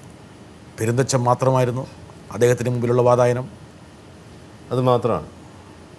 സാറ് പിന്നെ ഒരു ചിത്രഭൂമിയിൽ, ആ കാലത്ത് ചിത്രഭൂമിയിൽ എഴുതി എങ്ങനെ ഇദ്ദേഹത്തെ കണ്ടെത്തി എന്നുള്ള സാറ് തന്നെ എഴുതി. പെരുന്തച്ഛൻ എന്ന സിനിമ കണ്ടപ്പോഴാണ് മനോജ് കെ ജയനെ കുട്ടൻതമ്പുരാനാക്കാമെന്ന് മനസ്സുകൊണ്ട് തീരുമാനിച്ചതെന്ന് ക്ലിയറായിട്ട് എഴുതിയിരുന്നു. ഈ സീൻ കണ്ടപ്പോൾ എനിക്ക് ഓർമ്മ വന്നത്, എനിക്ക് ആ സിനിമയ്ക്ക് സംസ്ഥാന അവാർഡ് കിട്ടിയ വർഷം, പക്ഷേ അതിനേക്കാളും വലിയൊരു അവാർഡ് എനിക്ക് ഫീൽ ചെയ്തത്, ഇത് ഞാൻ 3 റിഹേഴ്സൽ കഴിഞ്ഞു. ഹരൺ സാർ ക്യാമറയ്ക്ക് പുറകിലിരിപ്പുണ്ട്, ഷാജി എനിക്കൊരു ഷാജി സാർ ക്യാമറ ചെയ്യുന്നു. 3ാമത്തെ റിഹേഴ്സൽ കഴിഞ്ഞപ്പം സാറിൻ്റെ തൊണ്ടയിടറി, സാറിൻ്റെ കണ്ണ് നിറഞ്ഞിരിക്കുന്നു. ടേക്ക് ഒരു ഇടറി ടേക്ക് എന്ന് പറഞ്ഞു. അങ്ങനെ എനിക്കത് കണ്ടപ്പോൾ ഞാൻ അന്തിച്ചു. സാറിൻ്റെ കണ്ണ് നിറഞ്ഞിരിക്കുന്നു. അങ്ങനെയാണ് ഈ സീൻ എടുത്തത്. ഇപ്പോഴും എനിക്ക് നല്ല ഓർമ്മയുണ്ട്. അതെനിക്ക് കിട്ടിയ ഏറ്റവും വലിയ അവാർഡാണ് സാറിൻ്റെ ആ കണ്ണ് നിറഞ്ഞ് സാറ് ടേക്ക് എന്ന് പറഞ്ഞ ആ ഒരു ഷോട്ട് എൻ്റെ മനസ്സിൽ പോകുന്നു. കുട്ടൻ തമ്പുരാൻ എന്നുള്ള കഥാപാത്രത്തെ മനോജ് എങ്ങനെ ആവാഹിച്ചു തന്നിലേക്ക്? പക്ഷേ ഇപ്പോഴും ആ സിനിമ കാണുമ്പോൾ ആൾക്കാർക്ക് അത് ഒരുപാട് നല്ല പാട്ടുകൾ മറ്റ് രംഗങ്ങളൊക്കെ ഉണ്ടെങ്കിൽ പോലും മനോജിൻ്റെ ആ കഥാപാത്രം ഇങ്ങനെ വേറിട്ട് നിൽക്കുകയാണ്. മനോജിൻ്റെ കഥാപാത്രം പ്രസരിപ്പിച്ച ആ തീഷ്ണതയാണ് ഒരുപക്ഷെ ആ സിനിമയെ മുമ്പോട്ട് നയിച്ചതിൻ്റെ എൻജിൻ, ലോക്കോമോട്ടീവ്. എനിക്കറിയില്ല സാറ്, മിറാക്കിളായിട്ട് എനിക്ക് ഫീൽ ചെയ്യുക. ഞാനതൊന്നും ഇതുപോലൊക്കെ ഉള്ള വളരെ ഇങ്ങനെയൊക്കെ സംസാരിക്കുന്നത്, ഇങ്ങനെയൊക്കെ രസകരമായിട്ട് പോകാൻ മനോജിൻ്റെ ആ നോട്ടമൊക്കെ, കീഴ്പോട്ടൊക്കെ ഉള്ളൊരു നോട്ടം, ആ നോട്ടവും ഇയാളുടെ കൈയും കാലും നീട്ടി വലിച്ച് നടക്കാവുള്ളൂ. എവിടെയെങ്കിലും പോയി ഇരുന്നാൽ ഇങ്ങനെ ഇരിക്കുള്ളൂ, ഇങ്ങനെ ചാരിയൊന്നും ഇരിക്കില്ല, ഇങ്ങനെ ഇരിക്കുള്ളൂ. ബീഡി പിടിച്ചാൽ ഇങ്ങനെ പിടിച്ചാൽ ഇത്രേ എത്തിക്കാവുള്ളൂ. ഇത്ര വെച്ചാൽ സാറ് റോങ് കട്ട് ഇത്രയും ബന്ധം പറയാം, ഇങ്ങനെ പിടിക്കും. ഒരു 3 ഇഞ്ച് ഈ ഒരു കനത്തിൽ ഇത്രേ പാടുള്ളൂ. ബീഡി എടുത്ത് കഴിഞ്ഞാൽ മൂക്കി കൂടെ പോകണം, വായിക്കൂടെ വിടാൻ പാടില്ല.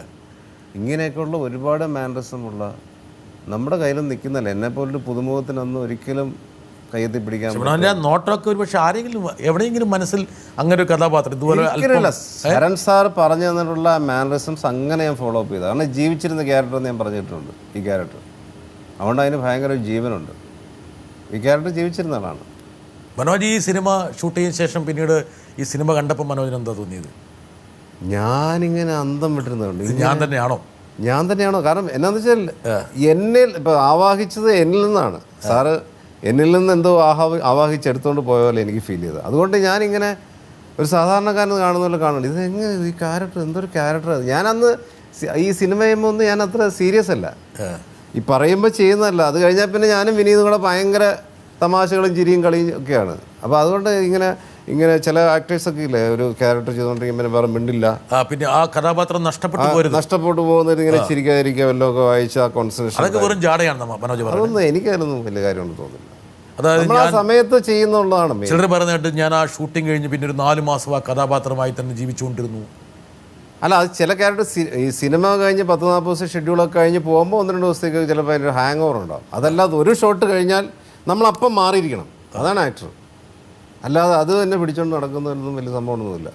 ആക്ഷൻ പറയുമ്പോൾ മാത്രം കൊടുക്കാൻ കഴിയുന്നതാണ് ഒരു ആക്ടർ എന്ന് പറയുന്നത്. അല്ല അതിന് മുമ്പ് പക്ഷേ മനോജിൻ്റെ മാത്രം പ്രത്യേകത അത് എന്നറിയോ, ഈ മനസ്സ് റിലാക്സ്ഡ് ആയിരിക്കും. ഞാൻ കണ്ടുപിടിച്ചതാണ് ഫുൾ റിലാക്സ്ഡ് ആയിരിക്കണം. അതിനുവേണ്ടി ഞാൻ ചെയ്ത പരിപാടി ഫുൾ ടൈം കോമഡി ആയിരിക്കും. അല്ല ഞാൻ അതും പിടിച്ചോണ്ട് ഇങ്ങനെ കുട്ടൻ തമ്പുരാൻ. തമാശയാണ് മനോജിൻ്റെ ഒരു കവചം. അത് നമ്മൾ തമാശകൾ ഉണ്ടാക്കുക, ആരെയെങ്കിലും കളത്തുക, ആരെയെങ്കിലും കളിയാക്കുക, ഒരുത്തനെ കിട്ടിയല്ല അവനെ റെഡിയാക്കുക, ഇങ്ങനെയൊക്കെയുള്ള തമാശകൾ. ഓൺ ബ്രോട്ടപ്പിൻ കോട്ടയമാണല്ലോ, പിന്നെ വേറെ എവിടെ പോകണം? പിന്നെ എവിടെ പോകണം? ഈ തമാശയുടെയും കളിയാക്കലിൻ്റെയും ഹാർവാർഡ് സർവകലാശാലയല്ലേ കോട്ടയം? ഉയ്യോ, ഭയങ്കര കുഴപ്പക്കാരല്ലേ. പക്ഷെ കുട്ടൻ തമ്പുരാനെ കടഞ്ഞെടുത്ത ഒരു പ്രതിഭ. പക്ഷേ ഹരൻ സാറ്, ഹരിഹരൻ, മനോജിൽ നിന്ന് ഒരു ശില്പി ഒരു കല്ലിൽ നിന്ന് വലിയൊരു അത്ഭുതം മെനഞ്ഞെടുക്കുന്ന പോലെ മനോജ് എന്ന് പറഞ്ഞ ഒരു നടനിൽ നിന്ന് ഒരു കഥാപാത്രത്തെ ഇങ്ങനെ ഉണ്ടാക്കി കഴിഞ്ഞു. ഹരിഹരനെ പോലും ഒന്നും മറക്കാൻ പറ്റുന്നില്ല. ഹരിഹരൻ എത്രയോ വർഷം കഴിഞ്ഞു, ഒരുപാട് സിനിമകൾ അദ്ദേഹം വീണ്ടും ചെയ്തു, പഴശ്ശിരാജ പോലുള്ള. പക്ഷേ എങ്കിലും കുട്ടൻ തമ്പുരാനെയും മനോജിനെയും ഹരിഹരൻ സാറിന് മറക്കാൻ പറ്റുന്നില്ല. സർഗത്തിലെ കുട്ടൻ തമ്പുരാൻ എന്ന് പറയുന്ന കഥാപാത്രം വളരെ വ്യത്യസ്തമായിട്ടുള്ള ഒരു ക്യാരക്ടറാണ്. പലരെയും ഞാൻ അതിനുവേണ്ടി ആലോചിച്ചു, പല ആളുകളെ ഇൻ്റർവ്യൂ ചെയ്തു, പലരെയും ഫോട്ടോഗ്രാഫ്സ് എടുത്തു. ആ സന്ദർഭത്തിലാണ് ഈ പെരുന്തച്ചൻ എന്ന് പറഞ്ഞ സിനിമ കാണാനിടയായിട്ട്. അപ്പോൾ അതിനകത്ത് 1-2 സീനിൽ ഒരു കക്ഷി ഇങ്ങനെ കണ്ടു. അപ്പം ഞാൻ ചോദിച്ചത് ആരാണ്? മനോജ് കെ ജയനാണ്, അതായത് ജയൻ്റെ മകൻ. ഓ, അന്ന് ഫോട്ടോ തന്നിട്ടുള്ള ആ കക്ഷിയാണെന്നുള്ളത് എൻ്റെ ഓർമ്മയിൽ വന്നു. ഞാൻ പോയി ആ ഫോട്ടോ ഒക്കെ നോക്കി. അപ്പോൾ ആ ഫോട്ടോ അന്ന് തന്നപ്പോൾ തന്നെ എൻ്റെ മനസ്സിൽ മനോജിനെ കുറിച്ചൊരു ഒന്ന് മനസ്സിൽ പതിഞ്ഞിട്ടുണ്ട്. കാരണം കുറച്ച് വ്യത്യസ്തമായ ഒരു ക്യാരക്ടർ അയാളുടെ മുഖത്തുണ്ടായിരുന്നു. മനോജ് വർഷം എത്ര കഴിഞ്ഞു, പിന്നെ അയ്യോ, സാക്ഷാൽ ഹരിഹരന് പോലും കുട്ടൻ തമ്പുരാനെ കൈവിടാറായിട്ടില്ല. എൻ്റെ ഞങ്ങൾക്ക് ഈ അഭിമുഖത്തിൽ ഹരിഹരൻ സാറിനെ കൊണ്ടുവരണമെന്നുള്ളൊരു വാശിയായിരുന്നു. അത് മനോജ് എന്ന നടനോട് ഞങ്ങൾക്ക് ചെയ്യേണ്ട ഒരു പ്രണാമത്തിൻ്റെയും കൂടി ഭാഗമായിട്ടാണ്. അദ്ദേഹം വന്ന് ഈ പരിപാടിയിൽ സംസാരിക്കുന്നില്ലെങ്കിൽ ഈ അഭിമുഖം മുഴുമിക്കാൻ കഴിയില്ല, ഞങ്ങൾക്കറിയാം. എനിക്ക് ഇതിന് സ്പെഷ്യൽ താങ്ക്സ് സാറിനോടാണ്. ഹരൺ സാർ ഇല്ലാതെ എൻ്റെ എന്ത് ഇൻ്റർവ്യൂ, ഞാൻ ആരുമല്ല. ഹരിഹരൻ സാറിൻ്റെ ഈ വലിയ ഗോൾഡൻ വേർഡ്സാണ് അത്. ഞാൻ തന്നെ മുമ്പ് പറഞ്ഞു പെരുന്തച്ചൻ കണ്ടിട്ടാണ് ഇങ്ങനെ വിളിച്ചെന്നൊക്കെ. അത് സാർ അത് തന്നെ കറക്റ്റായിട്ട് പറഞ്ഞില്ലേ. എൻ്റെ അപ്പോഴേക്കും മൂപ്പറുടെ കയ്യിൽ മനോജിൻ്റെ ഫോട്ടോ ഉണ്ടായിരുന്നു. അല്ല, അത് അച്ഛൻ പണ്ടെപ്പോഴും കൊടുത്തിരുന്നു. പക്ഷെ അതൊക്കെ കണ്ട് സാറൊന്നും അതൊക്കെ ഫോട്ടോ കണ്ടെന്ന് മനസ്സിലാക്കാൻ പറ്റും. അതെ. പക്ഷേ ഈ പെരുന്തച്ചൻ കണ്ടപ്പോഴാണ് സാറിന് അങ്ങനെ തോന്നിയെന്ന് എഴുതിയിരുന്നു. അന്ന് മുട്ടയടിച്ച് വെറുതെ ആയില്ല മനോജ്. മുട്ടയടിച്ചത് ഇത്രയൊക്കെ സംഭവിക്കുന്ന കരുതി എന്ന് വിചാരിച്ചിട്ട് ഇനി വല്ല നടന്മാരാകാൻ ആഗ്രഹിക്കുന്നവർ പോയി മുട്ടയടിച്ചിട്ട് കാര്യമൊന്നുമില്ല കേട്ടോ. അത് മനോജ് കെ ജയൻ തല മുട്ടയടിച്ചാൽ മാത്രമേ അങ്ങനെ ഒരു സൗഭാഗ്യം ഉണ്ടാവുള്ളൂ. മനോജിൻ്റെ സൗഹൃദങ്ങൾ നമ്മൾ നേരത്തെ ഒന്ന് പരാമർശിച്ചു പോയൊരു കാര്യമാണ്. സിനിമാ വ്യവസായവുമായിട്ട് കുറച്ചൊക്കെ ബന്ധമുള്ള ആളാണ് ഞാൻ. പല ആൾക്കാരെ അറിയാം, മനോജിനെ പോലെ ആൾക്കാർ. അപ്പോൾ അവരെല്ലാം പറഞ്ഞൊരു കാര്യമുണ്ട്, ഒറ്റയാനാണ് ആണല്ലേ, അങ്ങനെയൊന്നും വഴങ്ങില്ല. എല്ലായിടത്തും ഉണ്ട്, എന്നാലില്ല. പാലക്കാട്ടൊരു പഴമൊഴിയുണ്ട്, മീൻ വെട്ടുമ്പോൾ പൂച്ച നിൽക്കുന്ന പോലെയാണ്. പൂച്ച ഉണ്ടോയെന്ന് നോക്കിയാൽ ഇല്ല, ഇല്ലേന്ന് ചോദിച്ചാൽ ഉണ്ട്. അതാണ് മനോജ് കെ ജയൻ. അതെ, സിനിമാ സെറ്റുകളിൽ വളരെ സജീവമാണ്. എല്ലാവരും നല്ല സൗഹൃദമാണ്. തമാശ, പൊട്ടിച്ചിരി, ആഹ്ലാദം എല്ലാം ഉണ്ട്. കഴിഞ്ഞു കഴിഞ്ഞാൽ പിന്നെ മനോജില്ല. കറക്റ്റ്, ശരിയാണ് മനോജ്. ഞാനിപ്പോൾ മനോജൻ്റെ മനസ്സിങ്ങനെ എക്സ്റേ ചെയ്യുകയാണ്. അല്ലാതെ മനഃപൂർവ്വമല്ല എന്നുള്ളതാണ് അതിനകത്ത് പ്രശ്നം. ഇവരെയൊക്കെ ഒന്ന് സൂചിപ്പിച്ച് തമാശ പറഞ്ഞ് പൊട്ടിച്ചിരിപ്പിച്ച് ഇനി ഇവിടെ വന്നിട്ട് കാര്യമില്ല എന്നും പറഞ്ഞ് പോകുന്ന ആളല്ല. അത് കഴിഞ്ഞാൽ പിന്നെ എനിക്ക് എൻ്റെതായ ലോകം വേറെ ഉണ്ട്.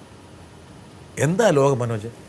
അതോ എനിക്ക് കൂടുതലും പാട്ട് കേൾക്കുക, അല്ല ഒറ്റയ്ക്ക് കൂടുതൽ ചിന്തിക്കുക, കൂടുതൽ സ്വപ്നം കാണുക, ഇങ്ങനെയൊക്കെയുള്ള കാര്യം. സ്വപ്നം കാഴ്ച ഒരു മെയിൻ പരിപാടിയാണ്. അതിപ്പോൾ അങ്ങനെയായിരുന്നെങ്കിൽ ഇങ്ങനെയായിരുന്നു. കുറേ കാലം പേടി സ്വപ്നങ്ങൾ കണ്ടു. പേടി സ്വപ്നങ്ങളുണ്ടായിരുന്നു. രാത്രിയിൽ സ്വപ്നം കണ്ടിട്ട് നിലവിളിച്ച് എഴുന്നേറ്റുണ്ടോ? നിങ്ങൾ രണ്ടുപേരും അങ്ങോട്ടും ഇങ്ങോട്ടും മുനി എന്നാണ് വിളിക്കുന്നത്. അത് എപ്പോഴും ഇവനൊരു മുനിവേഷം ധരിച്ചുകൊണ്ടൊരു സ്റ്റില്ല് കാണിച്ചു. അപ്പോൾ ഞാൻ മുനി, സോ നൈസ് മുനി മുനി എന്ന് ഇങ്ങനെ വിളിച്ചു. ഇവന് വിനീത് എപ്പോഴും കുറച്ച് ഇങ്ങനത്തെ ഒരു സംസാര രീതിയാണല്ലോ. Manoj really nice, Manoj very nice, very cute എന്നൊക്കെ പറയും. അപ്പോൾ ഞാനിത് പറഞ്ഞാൽ എപ്പോഴും കളിയാക്കുന്നത്. വിനീതിനെ കണ്ടപ്പോൾ പറയുന്നതാ മുനി, സോ നൈസ്, വെരി നൈസ് എന്ന് പറയും. അതിൻ്റെ കൂടെ ഗസൽ എന്നൊരു പടത്തിന് വന്നപ്പോൾ, ഗസൽ ഞാനുണ്ട്, കമൽ സാറിൻ്റെ പടം, അതിൻ്റെ അകത്ത് ഇവൻ്റെ ഒരു മുനീർ എന്നാ. അപ്പോൾ അതും കൂടെ ഈ പേര് കൺഫേം ചെയ്ത്, ഏയ് മുനി, സോ നൈസ് മുനി. വിനീത് തലശ്ശേരിക്കാരനാണ്. വിനീത് തലശ്ശേരിക്കാരനാണ്. സാധാരണ ഞാനും മലബാറുകാരനാണ്. മലബാറുകാർ വളരെ നിഷ്കളങ്കന്മാരുകാരെന്നാണ് പറയുക. ബെസ്റ്റാണ്. പക്ഷെ കോട്ടയത്തേക്ക് ചെല്ലുമ്പോഴേക്കും എൻ്റെ ഡിഗ്രി മാറി. കോട്ടയത്ത് ഞാൻ സംഭവം മാറും. പിടിച്ചിക്കണമെങ്കിൽ ഇച്ചിരി പാടാണ്. അതെ, പിടിച്ചു പെടണമെങ്കിൽ. അപ്പോൾ ഒരു കോട്ടയംകാരനും തലശ്ശേരിക്കാരനും തമ്മിൽ ഇങ്ങനെ ഒരു സൗഹൃദം ഉണ്ടാകുന്നത് എങ്ങനെയാണ്? ഞാൻ അത്ഭുതപ്പെട്ടിട്ടുണ്ട്. കോട്ടയംകാർ സാർ ഭയങ്കര പച്ച മനുഷ്യരാണ് സാർ. നമ്മൾ എന്തൊക്കെ പറഞ്ഞാലും കോട്ടയത്തിന് എന്തൊക്കെ കുറ്റം പറഞ്ഞാലും പച്ചയാണ്, കളങ്കമില്ല. ഉള്ള കാര്യം മുഖത്ത് നോക്കി പറയും. അല്ല അങ്ങോട്ട് മാറിയിട്ട് ഇങ്ങോട്ട് ഇത് പറയാം, അങ്ങനത്തെ പരദൂഷണമൊന്നുമില്ല. ഇല്ല, ഉള്ളത് ക്ലിയറാണ്. ഉള്ളത് മുഖത്ത് നോക്കി പറയും. ഉള്ളത് പരദൂഷണം അപ്പം തന്നെ പറയും. എല്ലാം മറച്ചു വെക്കില്ല. മനോജിൻ്റെ സെറ്റിലെ ഈ പറഞ്ഞ ഡൈനാമിസം, അതിൻ്റെ മാട്രിക്സ്, അതൊക്കെ ആൾക്കാർ ചർച്ച ചെയ്യും. ഇപ്പോൾ ഉദാഹരണം പറഞ്ഞാൽ മനോജിനെ കുറിച്ച് ചോദിക്കുമ്പോൾ ആൾക്കാരെല്ലാം പറയുന്നതാണ്, ഓ മനോജ് ഉണ്ടെങ്കിൽ സെറ്റിനൊരു ലൈഫുണ്ട്. അവിടെ എന്തെങ്കിലുമൊക്കെ നമ്പറുകളൊക്കെ വീശി ഇടവേളകളെ ആഹ്ലാദപൂർവ്വമാക്കാൻ വേണ്ടി മനോജ് കെ ജയന് നല്ലൊരു സാമർഥ്യമുണ്ട്. മനോജിൻ്റെ ഇതുപോലുള്ള കുസൃത്തരങ്ങളും കുറുമ്പത്തരങ്ങളും ഒക്കെ നന്നായി ആസ്വദിച്ചൊരാളുണ്ട് ഇപ്പോൾ നമ്മുടെ കൂടെ. നോക്കാം. ഞാൻ എന്നും മനോജിനെ കുട്ടാന്നേ വിളിച്ചിട്ടുള്ളൂ. ഇപ്പം സർഗം കഴിഞ്ഞിട്ട് 20 വർഷമായി തോന്നുന്നു. അന്ന് മുതൽ ഇന്ന് വരെ ഞാൻ എന്നും മനോജിനെ കുട്ടാന്നേ വിളിച്ചിട്ടുള്ളൂ. അന്ന് ആ സിനിമയിൽ തുടങ്ങിയതാണല്ലേ നമ്മളങ്ങനെ വിളിക്കാൻ. മനോജിന് അന്ന് നമ്മൾ പറഞ്ഞിരുന്ന തമാശകളൊക്കെ ഓർമ്മയുണ്ടോ?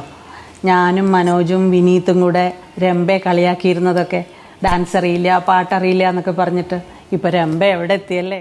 അപ്പോൾ ഇതാണ് മനോജിൻ്റെ മെയിൻ പ്രൊഫഷണൽ ആൾക്കാരെ കളിയാക്കുകയാണ്. പിന്നെയാണ് ഒരു ഹോബിയാണ് ഈ സിനിമയിൽ അഭിനയം എന്നുള്ളത് അല്ലേ? അതാണിപ്പം ശരിക്കും ഞാൻ അമ്മയെപ്പോലെ തന്നെ കാണുന്നത്. കാരണം കുട്ടൻ തമ്പുരാൻ അമ്മയല്ലേ? അതെ, കുട്ടൻ തമ്പുരാൻ എന്ന് പറഞ്ഞാൽ ഞാൻ എൻ്റെ വേറൊരു സത്വമാണ്. അതുകൊണ്ട് എപ്പോഴും ഞാൻ അമ്മയെ അനുപമേ എന്നൊക്കെ വിളിക്കും. അപ്പോൾ കുട്ട എന്ന് വിളിക്കും. ആ ഒരു സ്നേഹം കുട്ടൻ തമ്പുരാനും അമ്മയായിട്ട് ഇന്നും ഞങ്ങൾ ജീവിക്കുകയാണ്. ഒരുപാട് സ്നേഹിക്കുന്ന നമ്മളെ ചേച്ചി ഇതിൽ വന്നതിൽ സന്തോഷം. രംഭ കളിയാക്കുന്നൊന്നുമല്ലെന്നേ, ഇവള് ഞാൻ തൂങ്ങിച്ചാകുന്നുണ്ടല്ലോ, കുട്ടനമ്പരാൻ ക്ലാസ്സിൽ തൂങ്ങിച്ചാകില്ലേ, ഞാനാണെങ്കിൽ രാവിലെ മുതൽ കെട്ടി തൂങ്ങി കിടക്കുക. ഇവിടെ വന്നിട്ട് പാലുമായിട്ട് വരുന്ന ഓർമ്മയില്ല, ആദ്യ രാത്രി വന്ന് പാലുമായിട്ട് വരുമ്പോഴത്തേക്ക് ഇങ്ങനെ ഇങ്ങനെ നോക്കും, സ്ക്രീമിങ് കൊടുക്കണം. ഇവക്ക് സ്ക്രീമിങ്ങും വരുന്നില്ല, കോപ്പും വരുന്നില്ല. വന്നു നിന്നിട്ട് സാർ ആക്ഷൻ എന്ന് പറയുമ്പോഴത്തേക്ക് വന്നു കിടന്നു ഇങ്ങനെ. എൻ്റെ ദേഹം മുഴുവൻ ഞാൻ രാവിലെ മുതൽ കെട്ടി തൂങ്ങി കിടക്കുക, രാവിലെ പോലെ തൂങ്ങിക്കൊണ്ടിരിക്കുക. ഒരു 18 റിഹേഴ്സൽ അവർക്ക് സ്ക്രീമിങ് വരുന്നില്ല. അവസാനം ഹരൺ സാർ ആരെങ്കിലും ചെയ്യും, ഞാൻ താഴെ പോവാണ്, നിങ്ങൾ ആ കുട്ടിക്ക് നന്നായിട്ട് പറഞ്ഞു കൊടുക്കൂ, എത്ര നേരം എഴുതിട്ട് ഒരു സ്ക്രീമിങ് ചെയ്യാൻ പറ്റില്ല എന്ന് സാറ് വയലൻ്റായി. അപ്പം ഞാൻ അവിടെ കിടന്ന് എന്നെ നിറക്കാവോ, എന്നെ താഴോട്ട് നിറക്കാവോ, ഭയങ്കര വേദന എടുക്കുന്നു. അവസാനം എന്നെ കെട്ടി താഴെ ഇറക്കി, വീണ്ടും അവിടെ റിഹേഴ്സൽസ് ഇറക്കുന്നു. അവസാനം എന്നെ വീണ്ടും കയറ്റി ഒരല്പം കൂടെ കൂട്ടി കെട്ടി. സാറ് എൻ്റെ ബാക്കി ഡബ്ബിങ്ങിൽ കയറ്റി വിട്ടു. സെയിം സിനിമ തെലുങ്കിൽ ചെയ്യാൻ സരിഗമ്പലു അവിടെ ചെയ്യാൻ ചെന്നപ്പോൾ ആശാത്തി നല്ല ബ്രില്യൻ്റ് ആക്ട്രസ്സായി വരുന്നു. ഈ സ്ക്രീമിങ്ങൊക്കെ നല്ല സ്റ്റൈലായിട്ട് അവിടെ ചെയ്തു. മനോജിനെ കുട്ടൻ തമ്പുരാനിൽ നിന്ന് മാറ്റി നിർത്താൻ പറ്റില്ലെന്ന് തെലുങ്കന്മാർക്ക് പോലും ബോധ്യപ്പെട്ടു. അതാണ് തെലുങ്കിലേക്കുള്ള മനോജിൻ്റെ ഒരു പ്രവേശനം. കാരണം ഞാനുണ്ടെങ്കിലേ പടം ചെയ്യുള്ളൂ എന്നവർ തീരുമാനിച്ചു. അത് വലിയൊരു അംഗീകാരമാണ് ഭയങ്കര സിനിമ. അപ്പോൾ ഈ സർഗത്തിന് നമ്മുടെ ആദ്യത്തെ സിനിമയും ഹരൺ സാറിനെ പോലുള്ള ആളുടെ സിനിമയൊക്കെ നമ്മൾ പ്രതിഫലമൊന്നും ഇച്ഛിച്ചിട്ടില്ല, സാറ് തന്നത് മേടിച്ചു പോന്നു. പക്ഷെ തെലുങ്ക് എത്തിയപ്പോൾ എനിക്ക് തോന്നി നമുക്കൊന്ന് ഡിമാൻഡ്, നമുക്കൊരു വാല്യൂ ഉണ്ട്, ഒരു വാല്യൂ ഉണ്ട്. അത് സാറിനോട് പറഞ്ഞു, നിങ്ങൾ അതിലൊന്നും കുറയ്ക്കണ്ട, അവർക്ക് നിങ്ങളെ മസ്റ്റാണ്, നിങ്ങളെ എമൗണ്ടിൻ്റെ കാര്യത്തും കുറയ്ക്കണം. അപ്പോൾ ഞാനൊരു നല്ല എമൗണ്ട്, അതിൻ്റെ ഒരു 10 മടങ്ങ് അങ്ങ് പറഞ്ഞു. അപ്പോൾ അവരൊന്നു വലിഞ്ഞു. പിന്നെ അവർ ചിന്തിച്ചിട്ട് പറഞ്ഞു, അയാൾ വേണം, അയാൾ ഈ സിനിമയായിട്ട് കാര്യമില്ല എന്നുള്ളൊരവസ്ഥയിൽ ആ സിനിമ സ്റ്റാർട്ട് ചെയ്യായിരുന്നു. മനോജ് തെലുങ്ക് പഠിച്ചോ? തെലുങ്ക് കാണാപ്പാടം പിടിക്കില്ലേ, എല്ലാ രക്ഷയില്ല. ഞാൻ അതിനുശേഷം 3-4 പടത്തിനൊക്കെ തെലുങ്കിന് പോയി. അപ്പം ഞാനിരുന്ന് കുത്തിയിരുന്ന് കാണാപ്പാടം പഠിക്കുന്നുണ്ട്. അവിടെ ഉള്ളവന്മാരോട് ചോദിക്കുക, നിങ്ങളെന്ത് കൊട്ടായി കാണിക്കുന്നത്? അവർ തന്നെ. ഞാൻ എന്താ ഇവിടെ വരുന്ന മറ്റേ ദേവൻ, കലാപമണി ഇവരൊക്കെ വന്നിട്ട് പ്രോംപ്റ്റിംഗ് ആണ്, പ്രോംപ്റ്റിംഗ് ടകടകടകടാന്ന് പറയുന്നത് അവർ പറയുന്നത്. ഞാൻ എങ്ങനെ പറയും സാർ? ഞാൻ ഈയിടയ്ക്ക് വേറൊരു ചാനലിൽ പറഞ്ഞു, പറയാൻ పట్టుమో നോക്കുക. నీ కొడుకు మేళించడం కోసం మరోదల్లి కన్ను కొడుకు రోజు చేసావు నువ్వు, నీ స్వార్థం వల్ల నేను సుఖపడలేదు, నిన్న మీద కాళిదాసు సుఖపడలేదు, ఇద్దరి మధ్య కాలిపోయిన జ్యోతి కూడా సుఖపడలేదు. ముగ్గురు ఉసురు పోసుకున్నావు, నీ పాపానికి నిష్కృతి కావాలంటే నీ చేతుల మీదుకునివే జ్యోతిని కాళిదాసుకు అప్పచెప్పాలి. కాబట్టి నేను నిర్ణయం తీసుకున్నాను, వీటన్నిటికి అసలు సిసలైన మూలకారణం నా ఆజన్మ శత్రువు మూర్ఛరోగం. ఆ రోగం నాకు పోవడం లేదు, ఎలా పోటుకోవాలో నాకు తెలుసు. ఆ రోగం కుదరాలని నేను ఆ రోగం వల్లే కుదరాలి. ఇప్పుడు ఆవేశపడతాను, నాకు ఆ రోగం మూర్ఛ వస్తుంది. ఇప్పుడు నేను ఆవేశపడతాను, మూర్ఛ రోగంతో గోదావరిలో చచ్చిపోతాను. ഇത് യഥാർത്ഥത്തിലെ ഡയലോഗാണോ എന്നെ തെറി പറഞ്ഞാണോ? എങ്ങനെ ഇടയ്ക്ക് എന്നോ കയറ്റി പോലെ എനിക്ക് സംശയം. വെരി മിക്സ്ഡാന്ന് തോന്നുന്നു. ആണ്, അതെ. ചില വാചകമൊക്കെ എനിക്ക് മനസ്സിലായി. നമുക്ക് പല നമ്മളെ ഉദ്ദേശിച്ചാണോ പറഞ്ഞത് എനിക്കൊരു സംശയമില്ല.